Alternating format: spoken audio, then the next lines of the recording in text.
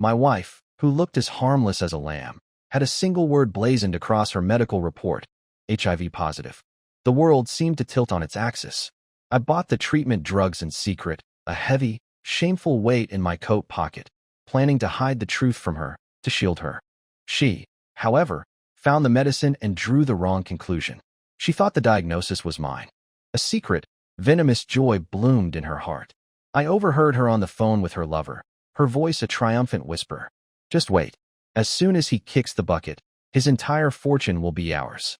The moment I heard those words, the pills in my hand felt like poison. I threw them away. I decided then and there that I would live to see whether the two of them had the good fortune to spend a single dime of my money. When I first held my wife's medical report, my mind went completely blank. The single word, positive, was printed in a stark, unforgiving font. It felt like a death sentence. Just days before, I had been drowning in work at the office, pulling all-nighters to sort through mountains of paperwork. The crushing fatigue I felt during the day had worried me, making me think my own health was failing. I booked a comprehensive physical for the weekend and convinced my wife, Clara, to get one too. Clara was a devout vegetarian and the picture of health. She complained that it was a waste of money, but eventually, my gentle persistence wore her down. The results came back. I was perfectly fine. Clara, my pure, health-conscious Clara, had been diagnosed with HIV. Doctor, could there be a mistake? It's impossible for my wife to have this kind of disease, I pleaded, my voice trembling. Our hospital's tests are extremely accurate, the doctor said, adjusting his glasses. He looked at me with a knowing, almost pitying gaze. There are many transmission routes for HIV. It can be contracted in unexpected ways. However, he paused, his implication hanging heavy in the sterile air. In daily life, it's always wise to be observant.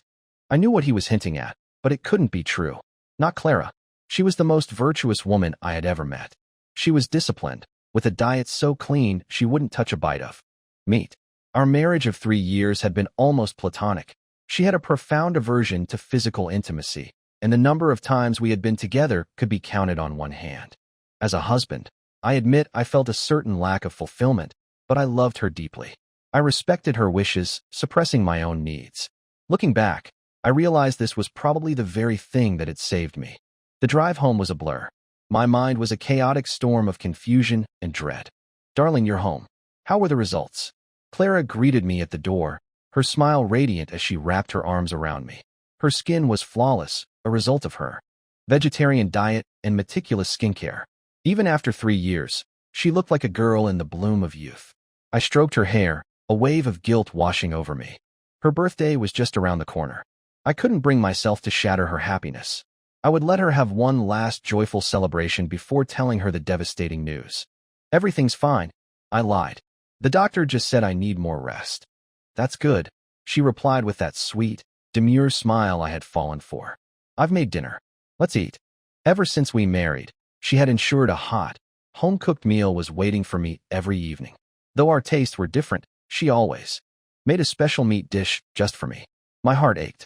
How could this thoughtful, perfect woman have contracted such a terrible disease? As she went to the kitchen to bring out the food, my eyes fell on a pair of jeans discarded in the corner of the sofa. They were a large size, clearly not hers. And they weren't mine. I never wore denim. I walked closer and saw several coarse, short hairs stuck to the fabric. Whose pants are these? I asked, a frown creasing my brow. Clara, why are there a man's jeans in our house? She glanced over, her expression one of dawning realization. Oh, those must be my personal trainers. He probably changed into his workout clothes and forgot to take his jeans with him. A personal trainer. Right. I let out a breath I didn't realize I'd been holding. Clara was obsessive about her figure and hated crowded gyms, so she'd hired a private instructor to train her at home. I knew about it, of course. I'd even met the man a few times. He seemed polite and professional. I rubbed my temples, chiding myself for my suspicious mind. The doctor had said there were many ways to get infected. It didn't have to be the one I feared most. Despite the diagnosis, I refused to despair. The doctor had explained that with proper management, patients could live long, healthy lives. Clara was strong, and she wasn't showing any symptoms yet. It was likely in the early stages.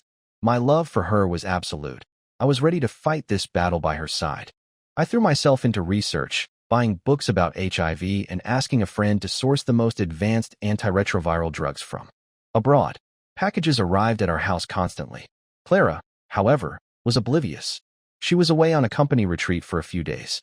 One afternoon, as I was leaving the pharmacy with a fresh supply of medication, I ran into her best friend, Lily. "Ethan, what a coincidence," she called out, stopping me. I always found the dynamics between women to be complex, so I tried to keep a polite distance from Lily, especially when Clara wasn't around.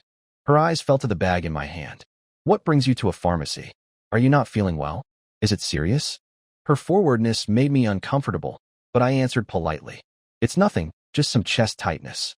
I've been overworked lately." "Oh, you don't need medicine for that," she said, stepping closer.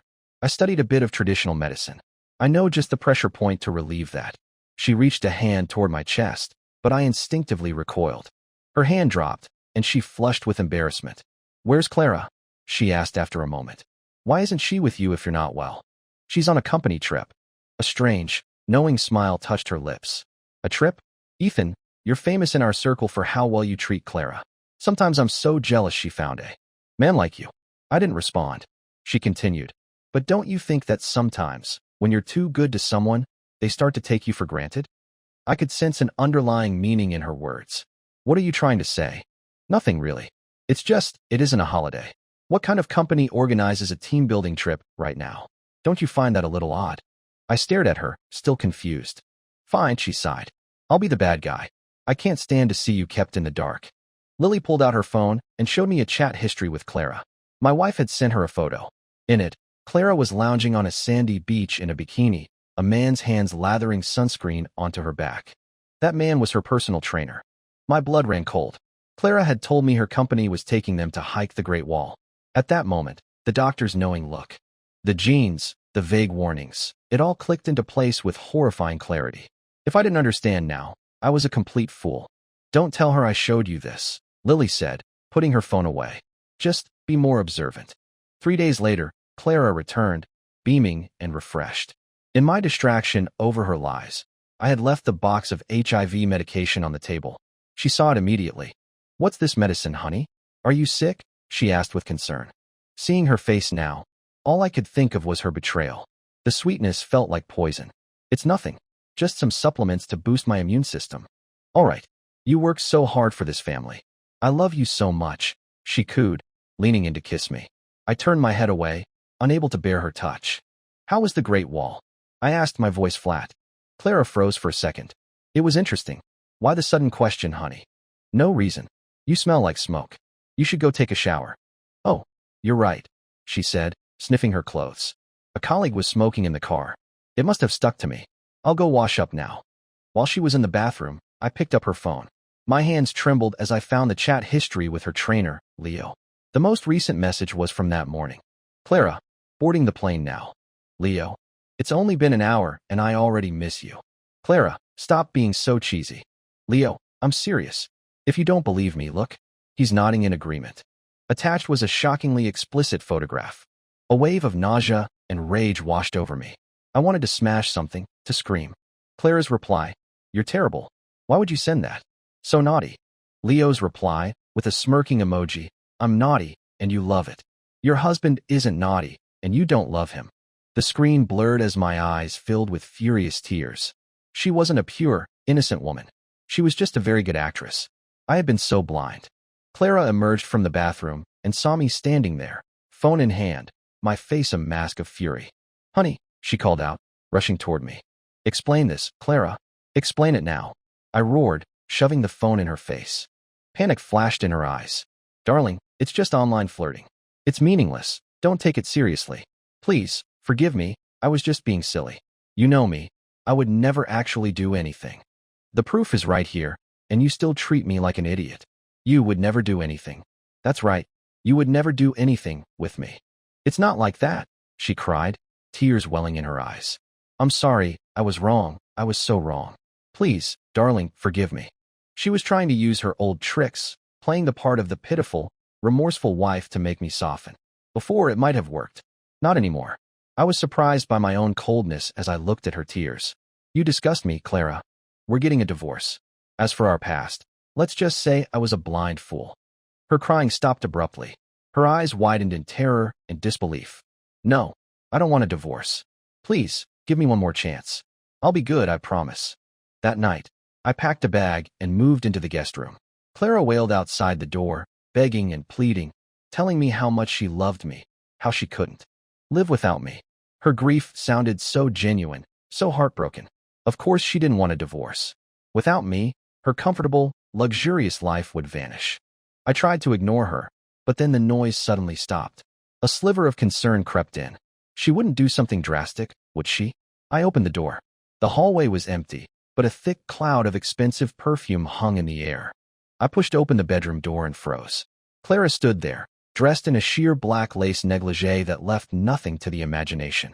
Her eyes were red from crying, but she had expertly applied makeup to look fragile and alluring. We hadn't been intimate in so long that, despite everything, my heart began to pound. She took my hand and placed it over her heart. Darling, let's not live like this anymore. Let me have your child. Your mother has always wanted a grandchild, hasn't she? She was trying to buy my forgiveness with her body. The sheer audacity of it was criminal. If I hadn't known about the HIV, if she had tempted me like this before, I might have given in. The thought sent a wave of ice through my veins, and the hairs on my arms stood on end.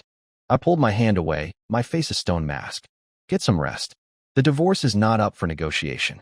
I was determined to cut ties with her, but she refused to let go, creating endless drama. Finally, I told her she could stay until she found a new place to live. As I was clearing out the mountain of books and medicines I had bought for her, a deep sadness washed over me. Just a short while ago, I was prepared to stand by her, to fight the disease together. Now it was all ruined. If only she hadn't betrayed me. Clara walked in as I was sorting through the packages. She picked up one of the books. The words, "Understanding HIV/AIDS," were printed on the cover. Her eyes darted to a box of pills, and she snatched it up, her gaze scanning the label. "This is medicine for AIDS," she shrieked, her eyes wide with accusation. "You have AIDS." Before I could answer, her hand flew across my face in a stinging slap. "Ethan, you hypocrite. You accuse me of cheating, but look at you," she screamed, her voice dripping with venom. "You must have been sleeping with prostitutes and caught something. It serves you right." Ha ha. A wild, cruel laugh escaped her lips.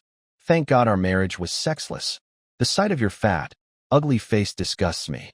If it weren't for your money, I would never have even looked at you. Being your wife was a favor I did for you." She was just getting started. "Oh, and by the way, do you know why I married you? Because you were so pathetic and flashy with your money that my parents found out how rich your family was. They pressured me into it. And now it's all over. You have AIDS. This is the best news I've ever heard. You fat pig. To think I was begging someone like you not to divorce me. How pathetic. Why should we divorce? You should be the one to leave with nothing." If I had any lingering sympathy for her yesterday, it vanished in that moment. I had supported her for years, even finding her a cushy, high-paying job through my connections so she wouldn't be bored. Her salary alone could never sustain her lavish lifestyle, let alone her future medical bills. I had originally planned to support her financially even after the divorce. Do you hear me? You're leaving with nothing. If you don't, I'll go to your company and tell everyone. I'll post it all online and let the world see what a fraud the general manager of a public company is. Let's see if they still want you then. Her face, once so beautiful to me, was twisted into an ugly, unfamiliar mask of greed and hatred. She had destroyed every good memory I had of her, turning our 3-year marriage into a bitter joke. In that moment of profound disappointment, hatred was born. I hated her for ruining everything.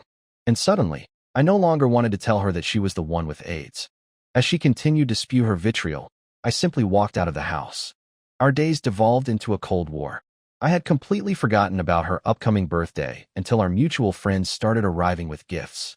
I had invited them weeks ago, before I knew everything. Since we weren't officially divorced, I had to maintain appearances. Our friends, oblivious to the truth, saw the undecorated house and took it upon themselves to fill it with balloons and streamers. I ordered catering from a high-end hotel. Just as everything was ready, Clara walked in, and she brought a man with her. Her lover, Leo. The kiss marks on her neck were too dark to be covered by makeup, a clear testament to their recent activities. The cheerful chatter in the room died instantly. Everyone froze. "Thank you all for coming to my birthday party," Clara announced, her voice ringing with false cheer. "I also have an announcement to make. Leo is now officially my boyfriend. Leo, ignoring the shocked stares, extended a hand to me. Mr. Evans, from now on, I'll be the one taking care of Clara. To bring your lover to your own home, in front of your husband, the audacity was breathtaking. Before I could react, someone else did. Lily stormed forward and slapped Leo hard across the face. You despicable cheaters, she spat. Clara, I can't believe you would do this. Ethan has been so good to you, and you threw it all away. Clara rushed to Leo's side, cradling his cheek. You think he's some kind of saint, she sneered. He's been messing around behind my back, and now he has AIDS. A wave of gasps and whispers went through the room. Clara smirked triumphantly. So that's it, Lily. All that time you spent sucking up to me, pretending to be my best friend. You were after my husband all along, weren't you? Did you two sleep together? You'd better get yourself tested. You wouldn't want to catch his filthy disease. Her words were a bomb that blew the party, and our social circle, to pieces. I apologized to my friends and asked them to leave. Clara became even more brazen, moving Leo into our home. Their nightly escapades in the room next to mine were loud and deliberate. Sometimes, they would kiss and grope each other right in front of me. I watched with a blank expression, because their triumphant noises sounded to me like the final, frantic celebration before death. She refused to sign the divorce papers, dragging it out, assuring her lover that as soon as I died, all my assets would be hers. Then one day, she was brushing her hair in front of her vanity. As the comb passed through, a huge clump of hair came away with it. She let out a blood-curdling scream. Leo ran in and froze, horrified, but quickly recovered and held her. It's okay, baby. You've just been stressed and not sleeping well. It will be fine. The symptoms were beginning. I watched them from the doorway, my arms crossed, an impassive spectator at their tragic play. I wasn't enjoying her suffering, but I was eagerly awaiting the moment the truth would finally crush her. Clara was terrified, but she tried to believe Leo. She took time off work to rest, but the rest brought no relief. A high fever took hold, an angry red. Rashes bloomed all over her body, even on her face. She became a ghastly sight. Leo started making excuses to stay out late, unable to even look at her. Overnight, Clara became fragile and paranoid. She started searching her symptoms online, and her screen filled with articles about HIV. The symptoms listed were a perfect match for her own. Impossible, she muttered, throwing her phone down. How can I have AIDS? Ethan is the one with AIDS. It can't be me. She stormed into my study. I looked perfectly healthy. Why? She demanded, her voice cracking. I've been dizzy and my skin is so itchy. What did you do to me? You're the one with AIDS, she shrieked. How is it that after all this time, you have no symptoms at all, while I... Her voice trailed off in a sob. I slowly closed my laptop, a small, cold smile on my face as I savored the panic in her eyes. Why are you looking at me like that? Speak. Did you do something to infect me? She grabbed my shoulders and shook me violently. Suddenly, her scalp itched. She scratched it, and another patch of hair fell out, leaving a bald spot. Ah! She collapsed to the floor, her eyes wide with disbelief. I stood up and looked down at her. Of course I don't have any symptoms, I said softly. Because from the very beginning, the one with HIV was you. The one with HIV is me? The color drained from her face. Her eyes rolled back, and she fainted. When she came to, she was in a state of utter denial. How could this happen to me? She repeated over and over. It should have been you. She lunged at me like a madwoman. I sidestepped easily, and she crashed to the floor, scraping her elbow. Leo was standing in the doorway, petrified. I walked over and clapped him on the shoulder. Been having a good time? You should take good care of her. Make her last days happy ones. I leaned in closer. If you don't believe me, check her online medical records. The proof is there. The hospital confirmed it. Clara had HIV. A subsequent test confirmed that Leo was also positive. His infection was simply in an earlier, asymptomatic stage. I made a single, discreet call to Clara's boss. The next day, a polite but firm termination letter arrived at our house. After years of living extravagantly and spending lavishly on Leo, she had almost no savings. With her job gone, her source of income was cut off. She had no way to pay for her medical care. The news of her firing sent her into a rage. She stormed into my office building, screaming like a madwoman in the lobby. Ethan, you bastard. You got me fired. Who do you think you are? You were nothing but my pathetic little follower. I only married you because you wouldn't leave me alone. The security guards dragged her out. She tried to ambush me several more times, but never made it past them. Finally, she cornered me in the underground parking garage. She wore a baseball cap to hide her now completely bald head. Her t-shirt hung loosely on her skeletal frame, revealing the sharp outline of her ribs. "Ethan, we were married. How can you be so cruel?" she rasped, her voice raw with pain. "Don't you know how much I need money for treatment?" "I know," I said coolly. "But what does that have to do with me?" The words hit her like a physical blow. The last of her arrogance crumbled. She dropped to her knees. "I'm sorry, Ethan," she wept, her hollow eyes filled with tears. "I was wrong about everything. Please, for the sake of what we once had, help me. I have no one else." "I found an expert overseas," she pleaded, crawling towards me. "They said they can cure me completely, but the surgery costs $5 million. I've sold everything, my jewelry, my clothes, but I'm still $2 million short. Please, save me." She prostrated herself before my car, her forehead smearing blood on the shiny silver hood ornament. It was pathetic. The doctors had told me from the start that there was no cure, only management. These so-called experts were just preying on her fear of death, squeezing every last penny from her. "What about Leo?" I asked. "He's made a fortune off women like you over the years. Surely he has $2 million. You should be begging him, not me. He seduced me. It was all his fault." "It wasn't me. Ethan, I love you," she sobbed. "I know you're angry about him, but you used to love me. You loved me so much, don't you remember? Please, just help me this one time. When I'm better, we can go back to how things were." I laughed, a harsh, bitter sound. "Don't you dare talk about the past. And don't you dare say you love me. I will never forget the look on your face when you thought I was the one who was dying. Every time I think of it, it's like a knife in my heart." I threw a thick file at her feet. "You're a liar to your very core. You think it was just him?" The file burst open, scattering photos and documents. "You cheated on me with over 20 different men, and you still have the nerve to say you were seduced." I got into my car. "Driver, let's go. If she gets in the way, just drive." She collapsed on the asphalt, her wails echoing through the garage as we drove away. That evening, my doorbell rang. It was Lily. She was wearing a red dress and light makeup, looking elegant and captivating.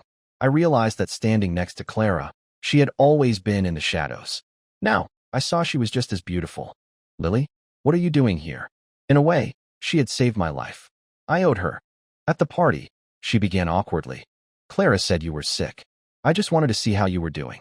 It was clear Clara hadn't told her the truth. "I'm fine. Thank you for your concern." "Don't pretend," she said, her expression serious. "HIV isn't a small thing.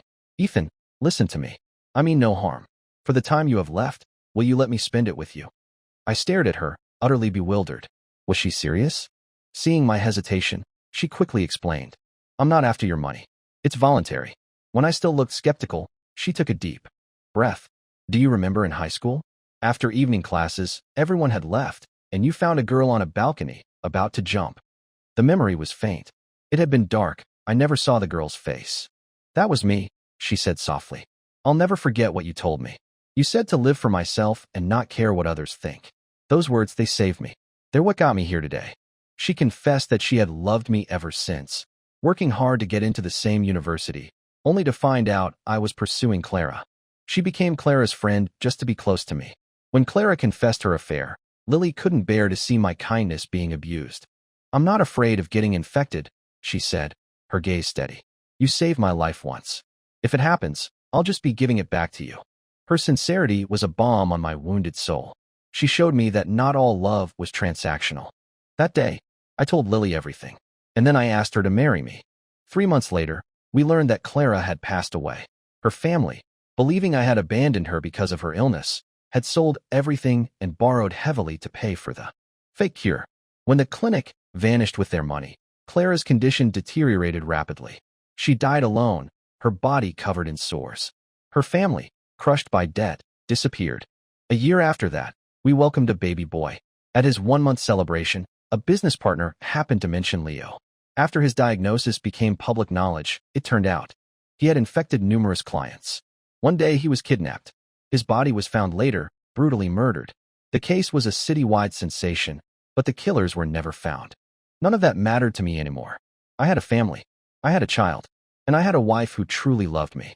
I looked at Lily, holding our son, and knew with absolute certainty that my life was just beginning.